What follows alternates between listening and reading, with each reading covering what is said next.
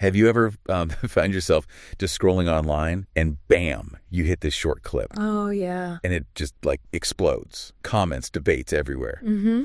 And you kind of sit back and think, okay, what does this tiny little digital thing actually say about society? It's pretty wild how much reaction a few seconds can trigger. Totally. Well, today, that's exactly what we're going to do. We're taking a deep dive. We're going to unpack two really striking viral video clips. One's old, like 2004 old, and the other's super recent, 2025. Big time gap. Right. And both have just fueled these intense conversations about beauty, dating, and maybe most importantly, the media's role in all of it.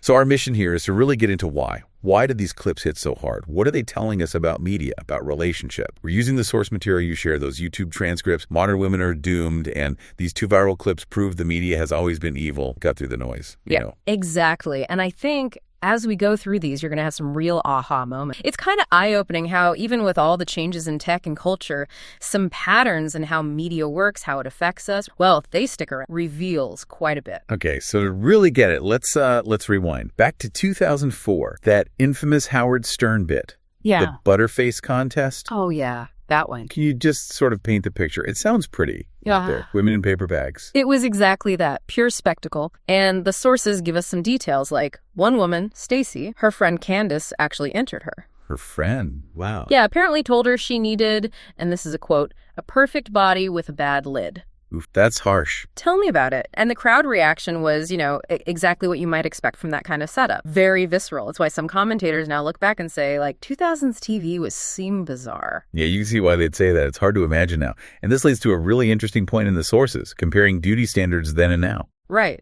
The 2004 versus 2025 standard. The argument made is that those standards really have slipped. And what's fascinating is the idea of how being sort of raised on that kind of TV might have shaped a whole generation, like millennials. Absolutely. The sources suggest that exposure to this stuff almost pushed people towards thinking, maybe feminism had a point. Like it was a reaction against it. A kind of backlash. Kind of. It's framed as cruelty through spectacle. Media back then, like Spike TV was mentioned, really played up the sex appeal angle, often very overtly targeted at men. It was all about the show, the shock. Okay, so that's the past. Cruelty through spectacle. Now let's jump way forward. 2025. This other viral clip from a Mormon dating show called The Altar. That's the one. So you got this contestant, Riley. She's 24 from Houston. And how did she describe herself? Oh, she sounded, really active, said she was down for any good adventure. She's scuba dive certified, was planning to go to Australia, had picked up skiing, loved any themed party, looking for an adventure buddy she could trust. Seems pretty engaging. Yeah, it sounds like someone with a lot going on. So what happened? Well, this is the kicker. She got, quote, a big fat 0.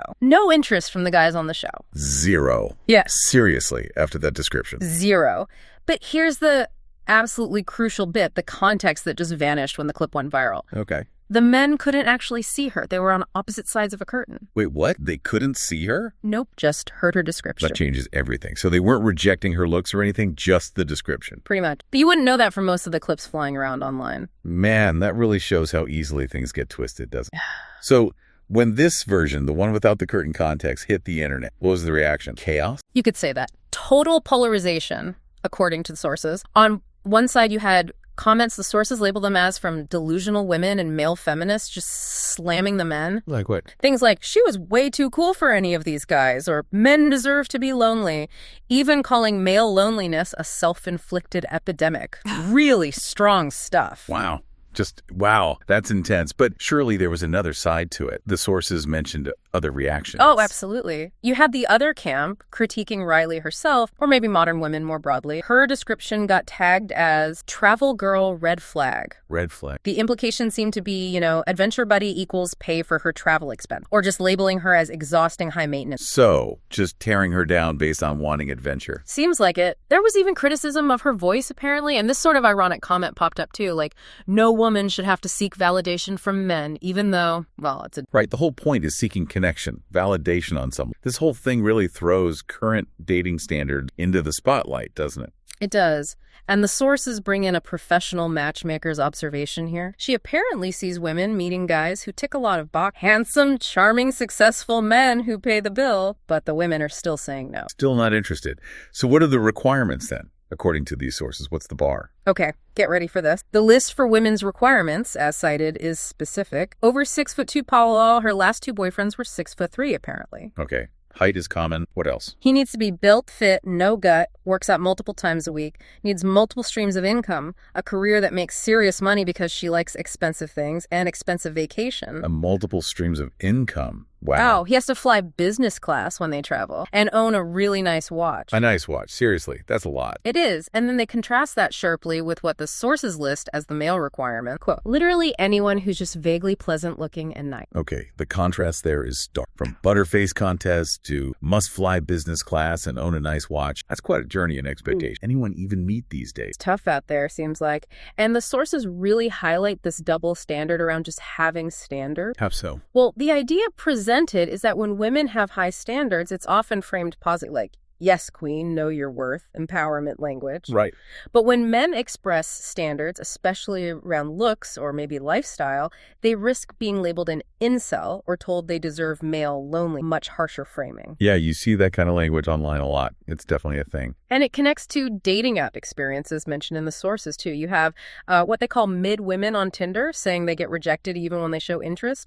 But then mid-men on Tinder report needing something like 10,000 right swipes just to get maybe 13 matches and 0 actual dates. 10,000 swipe. Good grief. That paints a picture of really different realities on those apps. Very different. So, okay, we have these two clips. Howard Stern in 2004, The Altar in 2025. Decades apart, different styles, but both went viral, both caused huge arguments. If we zoom out, what's the bigger picture here? What does this tell us about the media? I think the core argument coming from the sources is actually pretty simple and maybe a bit cynical. It's that the media has always been, fundamentally, it doesn't change. Always evil. That's a strong claim. So nothing's changed. Well, the methods have changed. That's the key distinction they make. The form of cruelty is different. Back with Howard Stone, it was obvious, blatant cruelty through spectacles, shock jock stuff. Right, in your face. Exactly. But now, with viral clips, maybe certain podcasts, like whatever podcast, it's shifted. It's become cruelty through media manipulation. Manipulation. Yeah. How so? It's often disguised, presented as if it's this deep intellectual quest to understand why everyone's miserable or why relationships are failing. This pseudo-intellectual desire. So it looks like analysis, but it's really designed to provoke. That's the argument, that this content is actually designed to make people angry. How does it do that? By finding often the worst people you can think of, showing the worst of what humanity has to offer, and then presenting it like that's the norm. Like taking an extreme example and making it seem representative. Exactly. And stripping away crucial context, like the fact Riley's dating show was a Mormon, or the curtain thing that gets sacrificed for the sake of spectacle. So it's still spectacle, just sneakier. Kinda, yeah.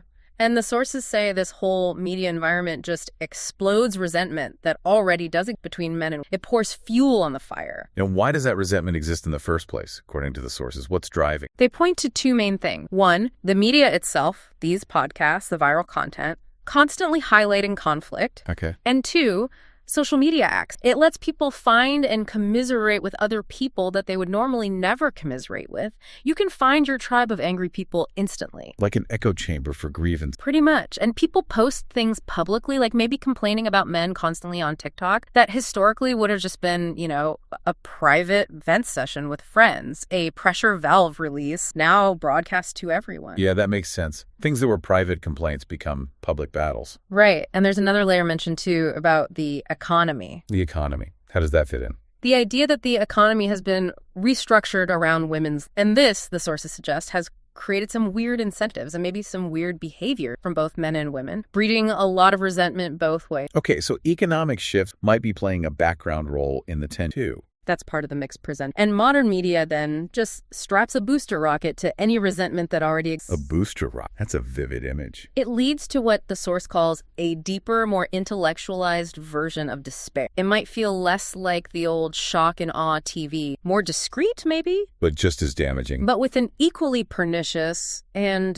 wearing impact on your psyche. It grinds you down. Wow. Okay, we have definitely taken a deep dive today. Yeah. From, like you said, the bizarre spectacle of 2004 TV. And paper bags and all. To these really slippery, often quite deceptive viral clips and dating debates we see now. Yeah, and through it all, the constant seems to be the media, in whatever form, finding ways to amplify human drama, human conflict, and yes, sometimes existing resentments. Doesn't matter if it's broadcast TikTok clip. Right. The tools change, but the game stays kind of similar. So here's something to maybe leave you, our listener, thinking about. A final provocative thought. Let's hear it. Considering everything we've just unpacked, how media, both the old spectacle kind and the new manipulation kind, seems almost designed to create drama and drive wedges between people. How does knowing that, understanding those tactics, change how you interact with it all? How does it change how you watch that next viral clip or read those comments about dating or even think about your own relation? What hidden stories, what narratives might you be absorbing or maybe even contributing to